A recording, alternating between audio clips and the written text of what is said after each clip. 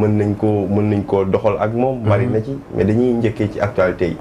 doog a xuus jàll grand. ñu gis 500 bi réew mi macha allah yëngu na. yëngu na ñu ngi jëm ci élection locale. démb on a inauguré li nga xam ne mooy TER bi. donc juste ce point de vue par rapport à ça après ñu jàll. bon je pense que mënuñu def peut-être lépp mais bon on parlera du TER. parce que moo nekk actualité boo xam ne nii c'est une actualité chaude. man vision ma si am mooy bu nekkee da nga am néegu ñax. boo xam ne bu guddee ngelaw li day jaar fu nekk. nga dem jënd climatiseur ndem climatiseur ñëpp ko bëgg te baax na neex na. nga def ko fa def naa loolu nekkul farata ci dëkk ci néegu ñax. lu tax ma wax loolu mooy TER bi baax na bëgg nañ ko mais tey mi ngi niroog ab xale bu jigéen boo xam ne fi muy tëdd wala li ñuy lekk mooy loolu mu yor iPhone 13 Pro Max. dafay am loo xam ne nii en fait baax na rafet na am ko baax na mais jotagul dafa am priorité. dëkk boo si nekkee boo feebar da ngay faju te ñun ñëpp xam nañ ne am nañ mbokk am nañ xanaa boo xam ne feebar na mu dem ñu ne ko li lay faj opération la mënu ko boo dëkkee si dëkk war nga mën a lekk normal mais lekk bi Sénégal moo gën a cher sax France moo gën a cher États-Unis boo demoon États-Unis te la ñuy jaay hamburger fii li ñuy jaay hamburger moo nga dem endroit yi gën a select laa wax McDo même chose la dëkkuwaay bi Dakar nit ñi dañuy jël seen salaire mën naa ne les 3/4 def ko ci location après xale yeeg éducation ba yëpp taxaw donc loolu nga war a am 1000 milliards boo xam ne tey suñ jëloon def ko par exemple si train bu jógee dem Thiès jaar Diourbel dem Tamba xam nga egg Mali ñu desservir zone yëpp nga xam ne yéen xam ngeen ko gars yi xam ne dafa dee dafa ruus mu indi activité boobu noonu dinañ ne waaw def ko TER te mën na nekk parce que am na benn TER bu nekk Suisse ak bu nekk Sénégal bi nekk Suisse c'est 4 fois plus la distance 230 kilomètres Sénégal c'est 34 kilomètres am 54 kilomètres bee coûté 1017 bii coûté 1300 milliards carrément même bi nekk Algérie 46 gares bii nii xaw ma 16 gares tu vois bee 16 voies bii nii benn voie tu vois donc après vous vous dites quoi ñun dañuy dimbali tubaab bi mooy dama gis SETER moom mooy entreprise bi nga xam ne moo war a gérer TER filialu SNCF la filiale la moom muy def promo ne dafa am lu ñuy wax vie mooy ay xale yu nekk France ñu war leen defal seen première liggéey expérience professionnelle dañ leen di jël indi leen fii ñun ñu leen di ñaax ne kaay leen ñoom Sénégal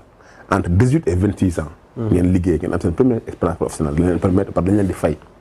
ñoo leen ne liggéey boobu kat c'est comme yéen a nekk France mais après aussi am na neex-neex ñu war leen ay Îles du Saloum ak yooyu noonu mooy lan dañoo lebal xaalis France waroon a jox liggéey seen xale ñoom xale yooyu day ñëw liggéey suñu xaalis ba pare ñun ñu war a fay loolu fay ay intérêt ba pare entreprise française yi tamit ñoom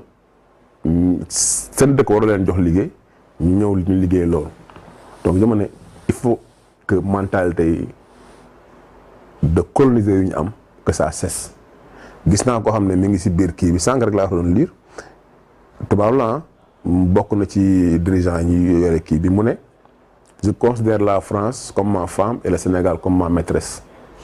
am na ko tudd Papis Ndiaye fes boo demee ne ko fu gis c'est un français ci TER bi la doon wax ak kii bi ñoom ni ñu liggéeyee TER bi ça veut dire que loolu noonu en fait ça ne peut pas arriver dans aucun pays qui est libre le TER c'est bien mais c'était pas le moment ouais c'était pas le moment parce que comme ni mu ko waxee rek man xam naa ni du ma ci sori mais comme ni mu ko waxee léegi même Algérie bu ñu fa demee TER bi ñoom pareillement ñoom ñu ngi si 35 ñu nekk ci 14 gares xaw ma je veux dire 16 gares te ñun ñoo coûté 10 fois plus cher que waa Algérie. est-ce que tamit il n'est pas permis de rêver grand masse. non waaw mais rêver d'accord tamit man gëm naa ni man noonu rêver grand masse mais tamit ak noo koy rêver. waaye il est permis de rêver c'est comme je dis aujourd'hui tey bu ñu ñëwoon ne ñun en fait bëgg nañ dem dans l'espace c'est possible mais da ngay teg ay bases yoo xam ne en fait mais yow première condition bi bi chinois yi tegoon pour ñu jaay leen ay TER wala ay TGV mooy on fait transfert de compétences. mais li ñuy promouvoir comme jigéen moo ko dawal ak yooyu mais c'est comme tey drone moom la ko jàngaloon tey jii nii même pas un jour li nga mën dawal drone bu nekkee jàng nga tey xale yi jigéen ñëppay monter dañu am filtre. monter defar kii xam nga effet. tu vois il faut que juste nga jàng beneen bi mooy il faut que nos dirigeants sachent nos priorités xam nga Thomas Sankara. bi mu ñëwee moom dafa jël ay R4 dina Mercedes yi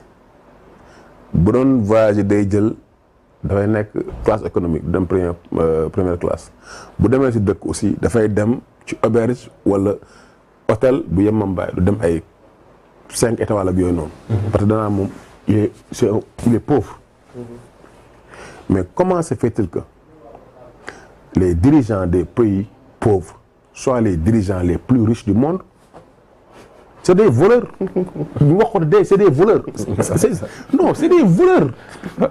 Mary Teuw Niane moom moo wax ne moom moo wax salaire bu ñu am mu ne bon salaire am matul 4 millions donc comme salaire kii la nu mu tuddati salaire ministre. xam nga la moo tax ñu naan da ngay def comment dirais-je déclaration de propre patrimoine booy dugg. wala moo tax parce que dañ naan la boo nekkee fonctionnaire. amuloo droit nga am beneen source de revenu mooy waroo liggéey leneen luy génn luy dugal xaalis xam nga loolu la moo tax parce que dañ la jox xaalis réew mi ne la liggéeyal ñun comme dañ la jox xaalis réew moo xam dafa bëri bëgguñu nga am beneen liggéey ñaan non kon liggéey boobu moom may lii déedéet ne la yow nañ la jox salaire jox la oto jox la kër jox la électricité jox la lépp. après jox la nag 3 millions. léegi yow nga dugg fa am benn oto am compte boo xam ne pas 1 million moo si nekk après nga génn 3 ans après am kër Amady boo xam ne nii terrain bi rek 300 millions lay jar am si 3 kër am oto boo xam ne 80 millions lay jar ñun ok léegi 3 millions fois 12 fois 3 yow boo lekkul naanul lii nga am léegi lii nii foo ko jëlee.